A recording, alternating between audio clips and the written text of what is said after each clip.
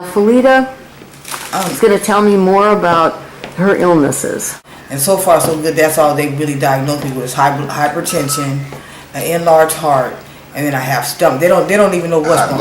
And high blood pressure, but they don't know what's wrong with my stomach. All I know is I just be feeling sick. She gives me some medications, some purple pills. Do you know what it is? Yeah, I do. I have it in the back. Could you go and find out the name of it? Okay. I think I'm looking at omeprazole. Yeah. Omeprazole, DR, 20 milligram cap. It settled my stomach to make my stomach feel better. Okay. It's supposed to stop me from feeling nausea, stop me from throwing up. It ain't working. But it doesn't work. It doesn't really work that good.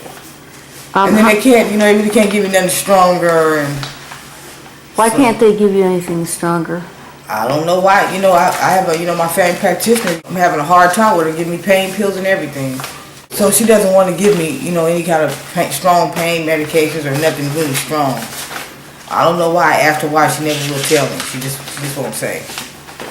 So these are the walls that I'm bumping into, and we're bumping into in the city of San Francisco. Yeah. She doesn't explain to you why. She don't explain to me why. She just says no.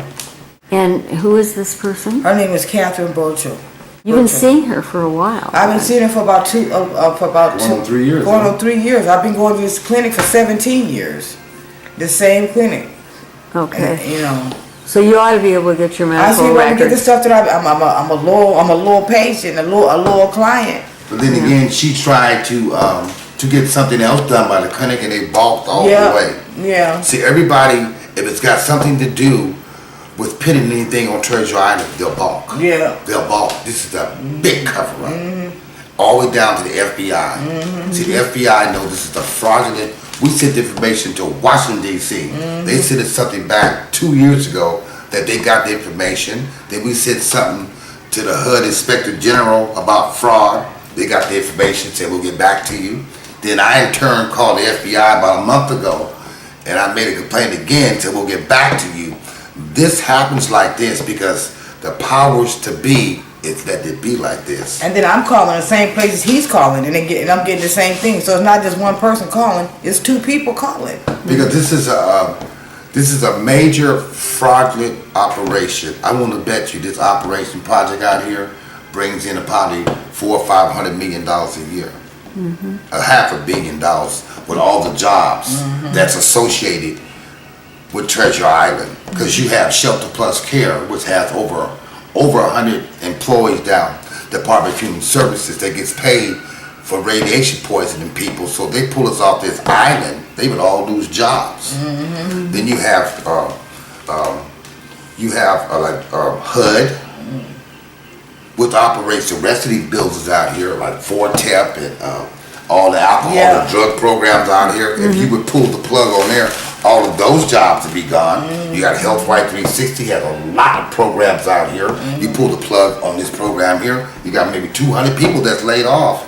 So it's conducive for people to be radiation poisoned in order for people to pay their bills. See, it can't happen unless we get poisoned, because the island can't function without tenants. It won't give you a dime for it. This is HUD money for people to live, and for you to have support staff, which is community development block grant money, which pays the staff of John Stewart, Ty-Dye, because at first Ty-Dye was getting redevelopment funds they were using to pay their salaries.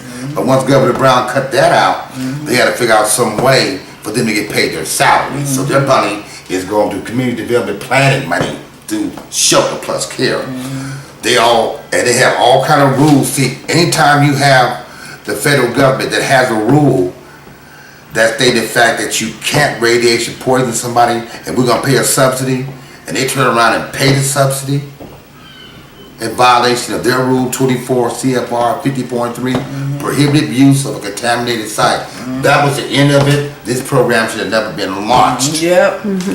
But they were dealing with people that were black, because everybody who out here first were black, and they're dealing with a lower class of people. We're dealing with people that are asking for housing in a super high city of rent. They'll say, well, we'll fix you. If you don't want to get you a job and pay $3,000 a month for a unit, we'll put you on a spot where you get radiation poison, and they will your low housing for you. And that's what we got, a pig and a poke. Yep. Because had they told any of these people out here, and then you gotta also gotta look, now, afraid has nothing to do with it. We have a 1/3 of our community out here are mentally retarded. They all stay over here, over there tearing the buildings down. Yep. It's maybe about I bet it's close to 50 or 60 or 70 of them that are mentally retarded. Now, is this a program or are they spread out in the townhouses? It's a program. And what's the name of the program? I don't know. They're very secretive, but they get people to pay their rent, and they all stay in these townhouses. Yeah, and they I share. don't know how many per unit, but they got them in all these units over here, and they're mentally retarded. I've seen many of them on the bus. Yeah. Okay, now It's very this- clear this is happening. But Yeah. this is the most vulnerable population that you could ever want to do something dirty to, is someone that's mentally retarded. That is Now, correct. I'm mentally disabled, but the VA ruled me mentally incompetent. I had to have a 24-hour caregiver. I had to have a fiduciary to pay my bills and everything else. And she's the same Yeah, way. the same thing. She's mentally incompetent. Then you have people that are mentally disabled. So there's 3 levels of mental disability on this island. What are those 3 levels? Tell you just One is mentally disabled, Okay, one is mentally incompetent, and one is mentally retarded. okay. And in severity, can you go from top to bottom, or can you give some kind of gradation for those? A person that's mentally disabled, it'd be a person like LaQuista, she's mentally disabled. Okay. Now she's mentally disabled. What does that mean? Some things she can comprehend, and some things she can't.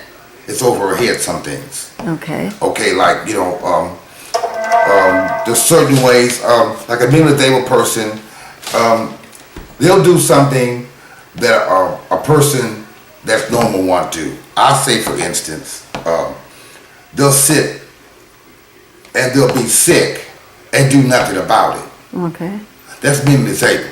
Okay. You're feeling something, and you might know what it is, but you're mentally disabled enough where you can't make the right moves to get something done about it. That's where disability comes in. You can't express yourself. Now, if someone is mentally incompetent, they're the same way, but they're so where the disability they can't take care of themselves. Okay. That's me and her. We're mentally incompetent. I have a VA form here that I was mentally incompetent since 1998. Okay, let's get into that in a minute, but what's the 3rd level? It's mentally retarded How is that different?